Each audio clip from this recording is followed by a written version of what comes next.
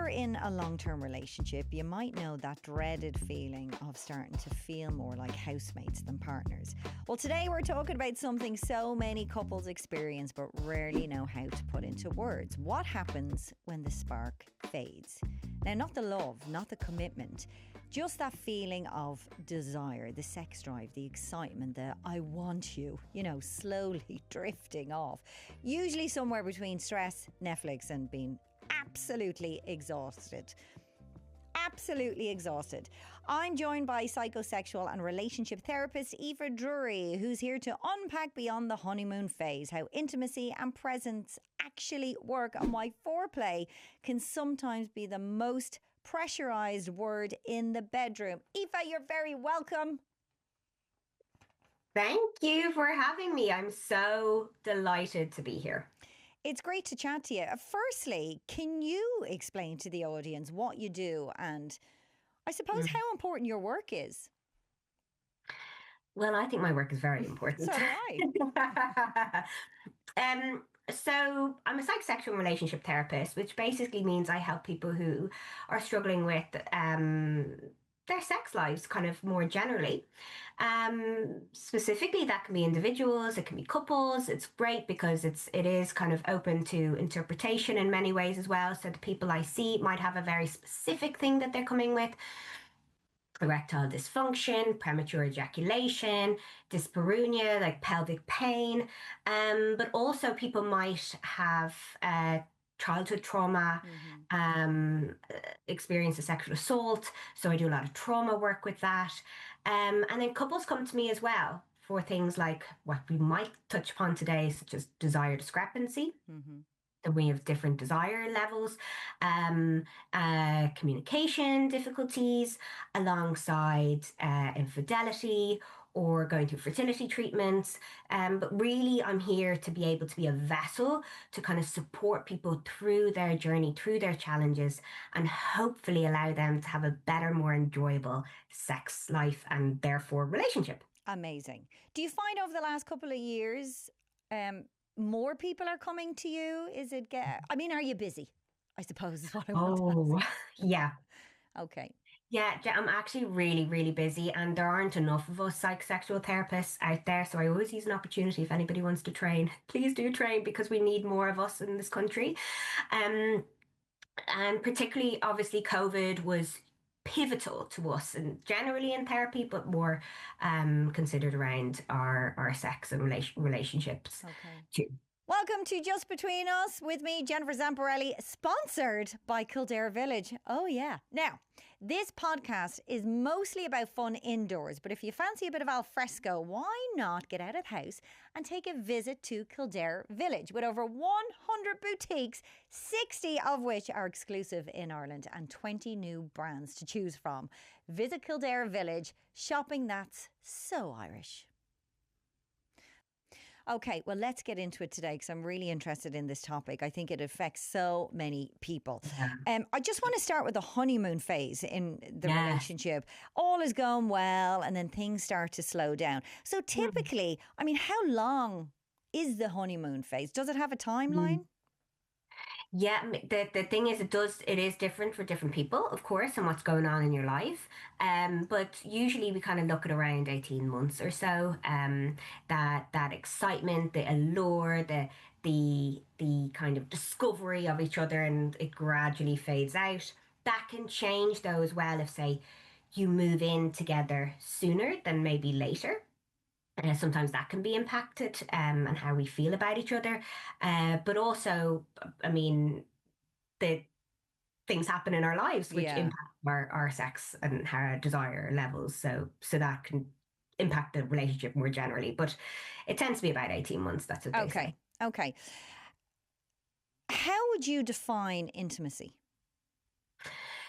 Yes, big question. I finished a doctorate in October, and the biggest part of my doctorate was on intimacy. Okay.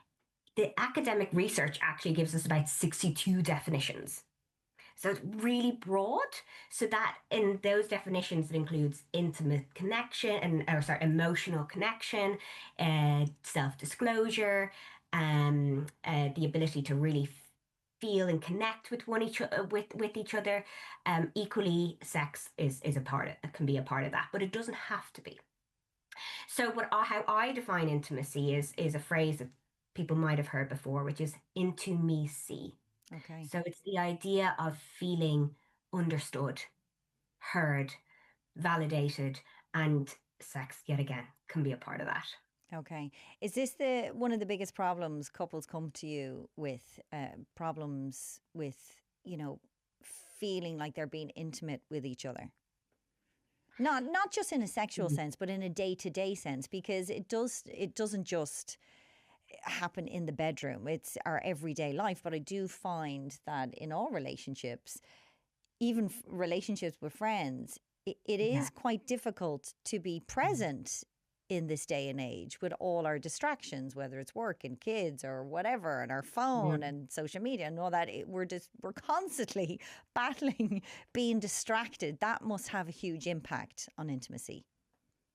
Oh, completely, Jen. I think that's one of the biggest factors is we are distracted constantly in this world. It's become far more busy. And one of the big things around intimacy is this idea of feeling seen and Yeah. valued and understood and heard as a person. That sense of like finishing each other's sentences is sometimes what's associated with intimacy, or not having to repeat yourself. So that those are kind of factors, I suppose, that people tend to struggle with if they're impacted by the digital world, which is all consuming and is only going to grow. Yes, I know. I hear you. Okay, so can you give me examples of being intimate with your partner outside of the bedroom? Okay, so we're not talking about Yeah, foreplay just yet. yeah, Like, how can you become sure. more intimate with your partner on a day to day basis? Yeah, I mean, sorry guys. Um, I think one of the ways in which we can become more intimate with a partner on a daily basis is by trying to digitally detox. Now that's easier said than done, predominantly in this world where our jobs are associated with our laptops and our iPads and our Mm-hmm. phones, etc. Um, but a few kind of tips that I would be suggesting to couples is having like a little basket in your house or just a little place where you can put your phones and it's allocated. It's an allocated spot, and you come home after a day of work, and you put your phones away, and you turn the TV off, and you sit and you face each other, which is key because people, this is one of the big things that people forget to do is actually just look at each other's eyes, and face each other and really tune in to each other's body language, not just what's being said, but also little games as well. Like we forget how much fun Jenga can be, or a game of Scrabble or a game of cards and stuff like that. Just like as you said, it's about having a bit of a connection with each other, a little bit of fun, and lightness that isn't always, focusing on having to go anywhere. Or focus on having sex. That's what I meant. Sorry. Should have said Okay. I was should have like, said where it are we more going? eloquently. Where are we going? Yeah, sometimes I'm afraid to give my husband a hug because I think he's going to Uh-huh. ultimately think that he's going to get laid. I don't mean, Absolutely. I you know hear what that I all mean? the time. There's that's a common problem in my house. But you don't need to you tell me about board games. I mean, I went to a board game convention with my husband. He's so mad into board games, so that is not an issue in my house. But I get that. I do get that. Okay, so taking it a step further. Okay, so we've Yeah. put the phones away. We've turned the TV off. We're trying to digitally detox and just have those conversations. What about flirtation? That's quite important as well, Mm, right? yeah. The anticipation. Mm. Anticipation is really key. Um, there was the Rosemary Basson who developed what's called the cyclical model of sex, or desire. It's about trying to focus on removing the pressure of physical arousal and actually increasing desire and anticipation and connection with each other. So one of the ways in which we can ignite desire is by sending those little flirty text messages during the day. And they don't have to be loaded, or they don't have to be really direct or really erotic. It could just be something simple and subtle, you know, particularly if you're in a job where you don't want to be distracted by explicit text message. Mm-hmm. Mm-hmm. Saying Okay. something without saying stuff. Um. So, what else with when we're talking about foreplay? What should couples focus on instead? Then, if foreplay feels very pressurized, like we just spoke about there, because Yeah. it can do, can't it? So there's this idea that foreplay is the prelude Okay. to the main course. So it's almost like, the starter. And that can create a lot of anxiety, and anxiety can perpetuate a distance from each other, and it also can cause more issues physiologically, not just psychologically. So really what is a good idea is trying to just have little things that you might be able to do that are isolated in themselves, but are perhaps erotic in tone. One tool is called soul gazing, which we use in psychosexual therapy, which is this idea of going in and looking into each other's eyes, putting on a little song for about 3 minutes and looking into each other's eyes. I don't know if I could do that. I think I know people cringe. it's I think we would laugh, but I suppose that's connection as well. It doesn't have to be so serious, Absolutely. right? Or does it? Absolutely. Fun is a huge part of sex, because sex is all about letting go.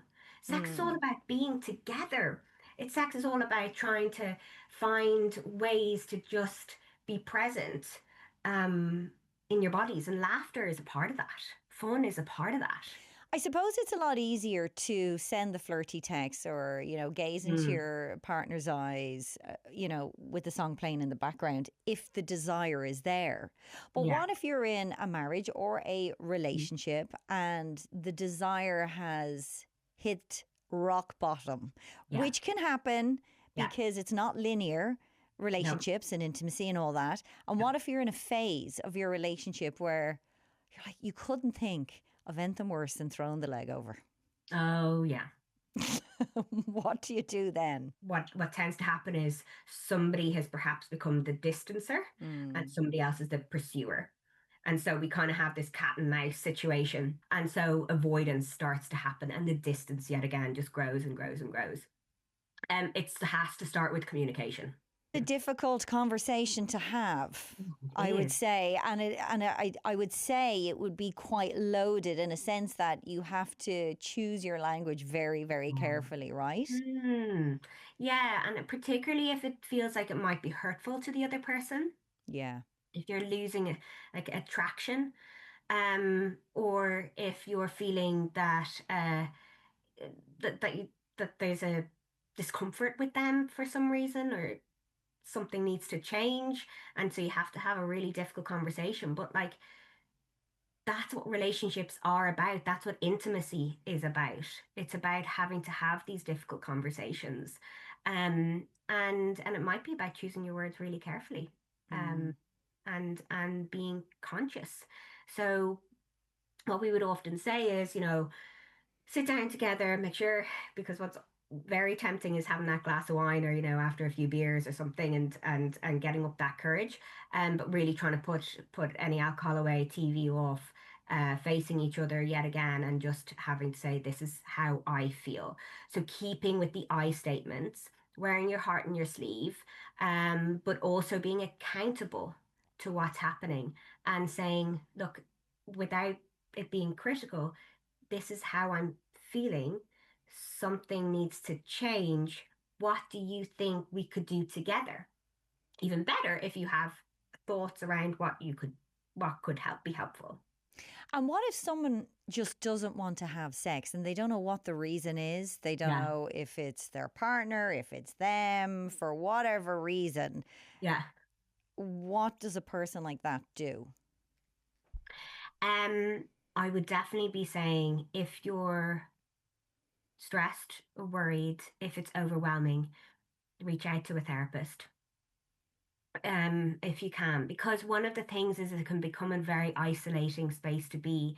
and it's hard to see the wood from the trees. And so somebody who hopefully is trained enough to be able to create that space for you to be able to explore it and just navigate through it, kind of almost holding your hand and trying to understand what's going on for you is a really, really great way of being able to better uh,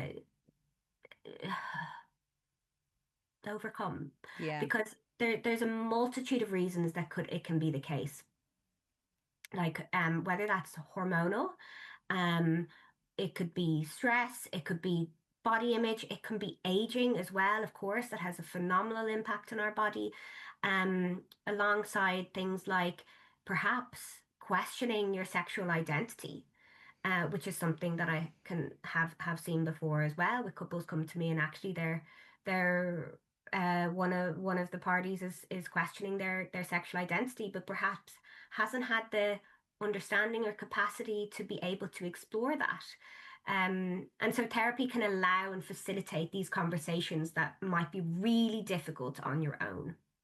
Do you think a lot of women, I'm going to say, Yeah. bury those issues? And, Hmm. time goes by and they bury it because it's not a priority for them. We talk on this podcast quite a lot about sexual well being, not the top priority in their life. It might Yeah. be mental health, physical health, and then sexual health is kind of, you know, Mhm. last, so to speak, Yeah. and how important it is. So, do you think sometimes people, women in particular, might leave it too long? Um, I don't know about the phrase too long. It's something that I definitely hear people feel like they're just in the trenches and they can't get out. Mm. And my job is to hold hope and to assist in order to get out of that, clamber out of that trench. So to me, once you're the starting point is incredible. Like little steps are steps. So I think that's a really important thing to say. I know in the podcast, you've spoken to Alex Fox, you've spoken to Grace, Alice O'Shea, like they're both wonderful pals of mine, but I know they've covered some of this, particularly around women, and our narratives that are in kind of placed upon us from those younger years, from our adolescence, as to how sex should look and what we should be doing, and that it decreases on our priority list very easily, and and I know particularly from Alex that's was spoken about, that it's not important, Mm. and we discount it, sex, orgasms, um, enjoyment, pleasure, all of these things, and we have this idea that that is our job, our duty, to have sex with our partner in order to, you know, I suppose be happy.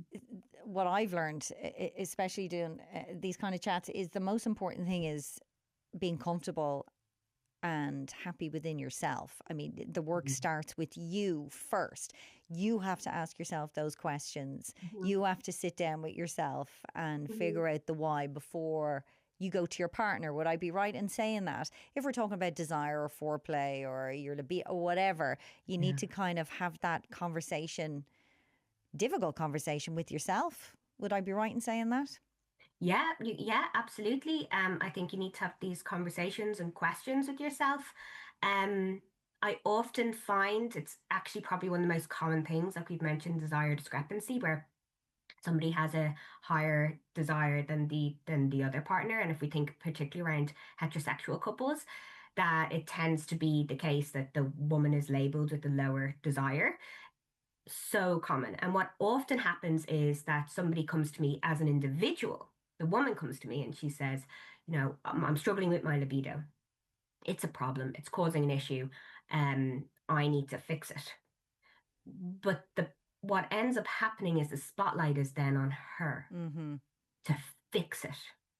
When there's a sexual issue, we really, as psychosexual therapists, want to see it as a couple issue, even if it feels like it's one person, because sex is far more complex and dynamic, or desire is far more complex and desire than we really give it credit for. And a lot of the time in the exploration that I have with couples is that actually it's dual. It's Yeah. it's it's a both issue. And perhaps the partner, the man, isn't actually helping. Perhaps the way they're initiating isn't helping. Perhaps the way they're, you know, helping around the house or not helping around the house is contributing.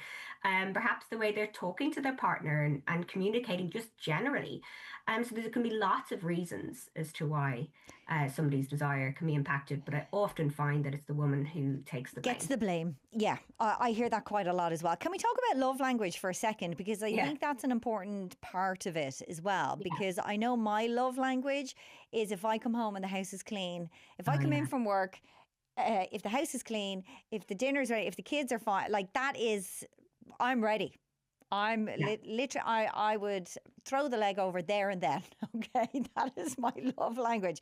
But everybody's completely different and his love language is different to mine. So Yeah. it's important to understand love language as well and how, Hmm. and how we show our love language and what we expect, right? Yeah. Yeah. Yeah. I think this is really interesting because I think particularly it can be quite broad in we can almost talk about the expectation for women, particularly expectations for mothers, on mothers, and the discrepancy and the differences between the fathers and the mothers, and then the house is clean and we're delighted, when that actually is probably the bare minimum. The kids are dressed, and that's probably the bare minimum. But we're so kind of um we're so conditioned as women to appreciate the bare minimum. But then there is the obvious difference as well, which we have the five love language, which is developed by Dr. Gary Chapman.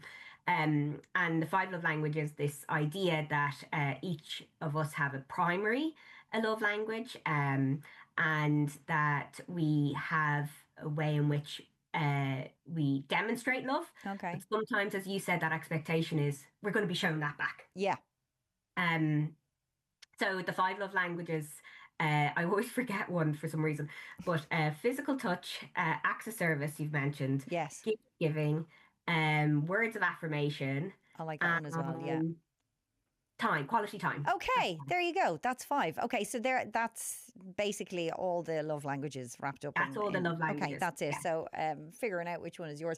I'm into I like the affirmations as well. That's very important Yeah, yeah. in Well, you can have a primary and secondary. Mine is also acts of service, and the second one is words of affirmation. yeah, and the acts of service is not that I want him to be scrubbing the house when I come home from work or anything like that. It's just consideration. Yeah. It's like, oh, he's Oh yes. considered, my feelings and what I'm going through this week, and it's not just about that. That's really important. Yeah.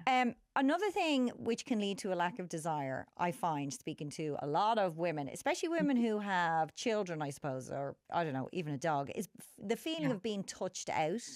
Oh yes. This Yeah. phrase I've learned over the years, and Hmm. it wasn't until I had kids that I get it. Yeah. I get that feeling. So can you just explain to our audience what that is and how we can, I suppose, deal with it? Yeah. And likewise to you, Jen, I didn't appreciate and understand it until I had mine uh baby, and then feel like it's probably only going to get worse when my next one comes along. But it's almost like a sensory overload. Particularly I'd say my understanding from my own experience is the first few years, the first few months, when they're so small and they're demanding on you, on your body, on your time, etc. That might dissipate a little bit as you have more distance from them, as in when they go to crash or go to school, Hmm. etc. But nevertheless, particularly for women, for mothers, is this idea of these little tiny things, these little humans constantly at you, constantly wanting you. And so although it's kind of touched out physically, I also think there's um a verbal, that's the word I'm looking for, Yeah. there's a verbal component to it as well, of that sense of being on demand Yeah, I constantly. never thought of it that way, but you're right. Like, for example, your kids constantly asking you for snacks or whatever it is. You're right. It's that feeling of constantly being on demand, Yeah. and then you just reach your fill, and Mm. that can be a reason why, you know, being intimate with a partner is bottom of the list because you Yeah. physically and mentally cannot give any more in that day, right?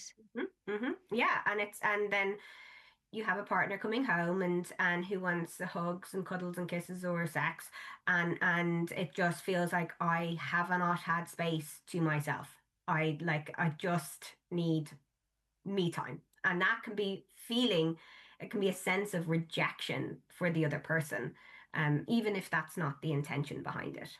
And very difficult to not sound like a moany cow, I find, Aoife, Yeah. because you don't want to be like, oh, they've been asking for this all day and I've been having to do this all day and that all Yeah. day. Like, you have to be very careful. I think there has to be a moment when you have these conversations and when they come through the door after work or if you haven't seen them, probably isn't the time. It's Mm, probably on a Sunday morning over a coffee or mm, after sex or whenever, when there's a good feeling and a good energy that you yeah. can discuss the feeling touched out, the love Yeah. language, all that kind of stuff. Because then, well, they're listening probably more, right?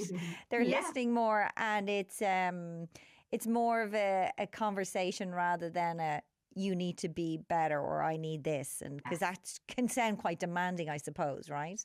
Yeah. Yeah. And even the kind of flippant, can you not, like, Yeah, don't get me, like, that, which is so innate to us when we can vocalize that, and we kids don't necessarily get that, and we can't articulate that to them. We have to put up with it, mostly.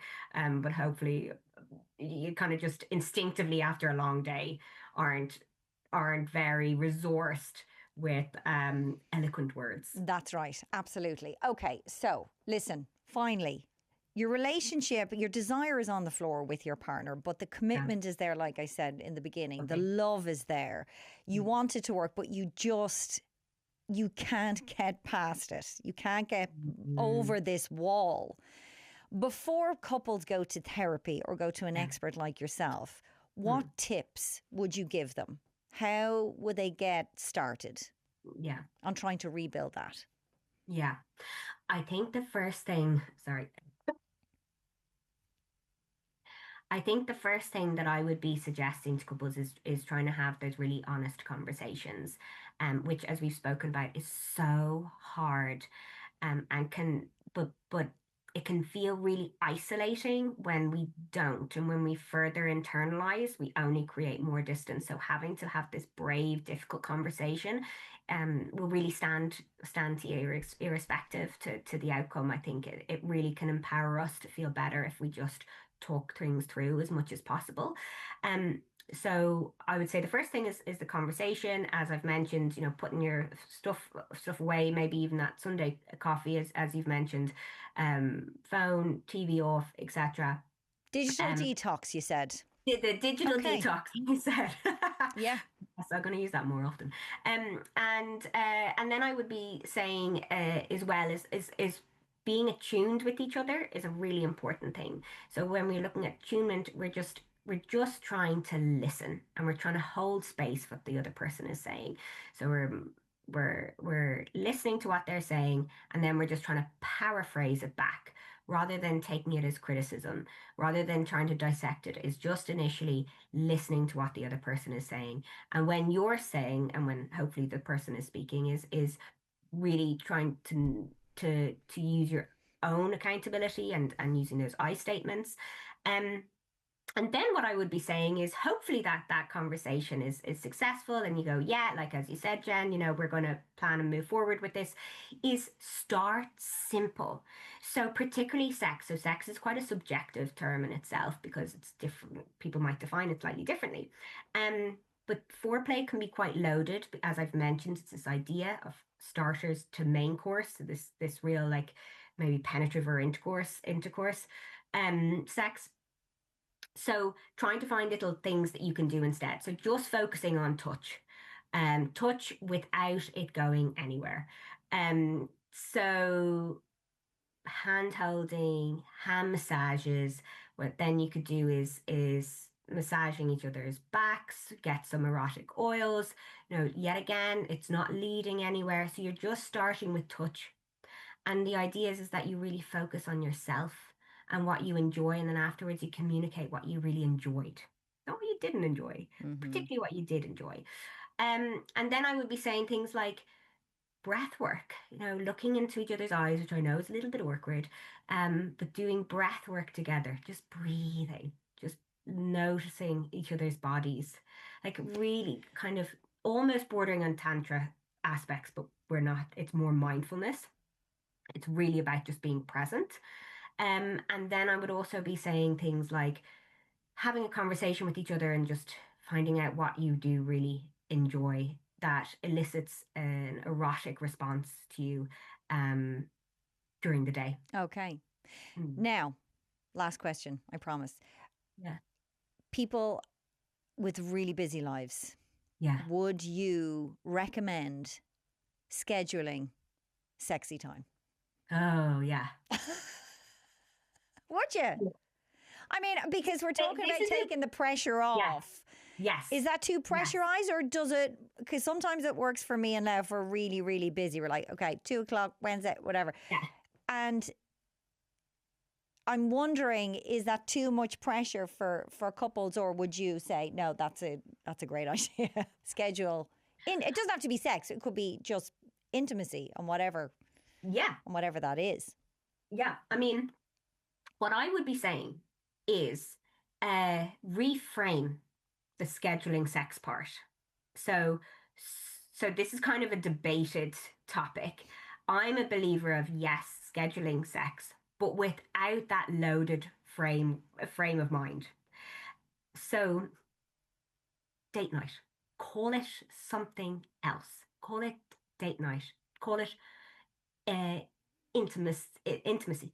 Call it connection. Call it fun. Call it play.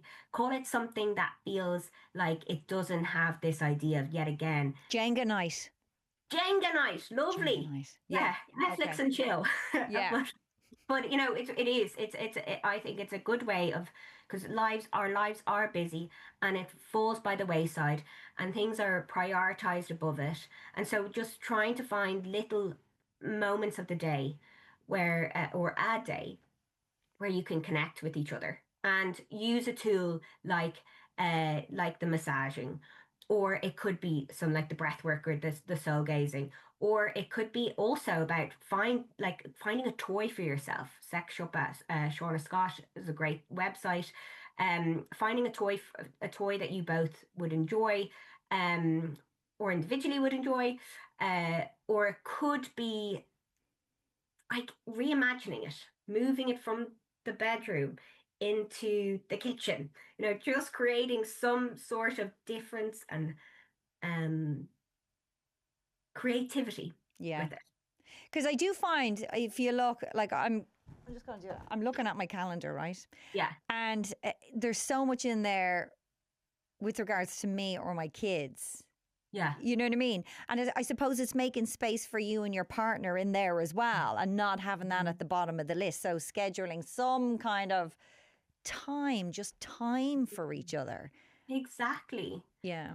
And but the time allows for connection, which in intimacy allows then for the sex lives, for the foreplay, for all of this kind of enjoyment, pleasurable experiences to increase. Get it in the calendar. It's a stepping stone, but it works. Aoife, thank you so much for your expertise. Best of luck with baby number 2. I'll be thinking about you in a couple of weeks' time, and we'll get you back on again to talk about, I think we need to talk about Tantra or something. We need to talk about something quite wild next time. Thank you so much. All right.